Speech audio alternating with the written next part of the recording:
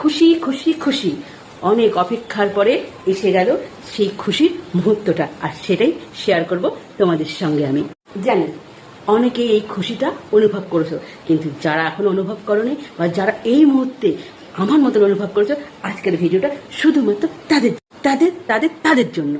আমরা প্রত্যেক ঘরের মহিলারা খুবই চিন্তিত ছিলাম যে এই প্রত্যেক মাসে আসা একটা অর্থ আমাদের দৈনন্দিন জীবনের অনেক অভাব মেটায়, সেটাও কি পাবো আসলে, নাকি বন্ধ হয়ে যাবে? এইটা নিয়ে আমরা প্রত্যেকে খুবই চিন্তিত ছিলাম। কারণ এই মাসহারা টাকাটা আমাদের মতন সাধারণ মানুষের খুবই খুবই উপকার লাগে।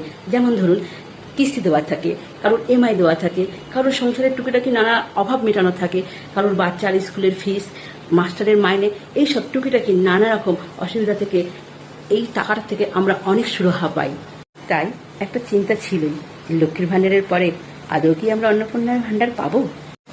হ্যাঁ, ঠিক ধরেছি, যে বিষয়টা নিয়ে কথা বলছিলাম, অন্নপূর্ণা ভাণ্ডার পেয়েছি। তাই আজ আমি খুব আনন্দ। কালকে আমি দুপুর 2:30টার সময় অন্নপূর্ণা ভাণ্ডার পেয়েছি, পুরো 3,000 টাকা। তা কারা কারা আমার মতন কালকের অন্নপূর্ণার ভাণ্ডারের টাকা পেয়েছো ও অবশ্য কমেন্ট সেকশনে জানিও।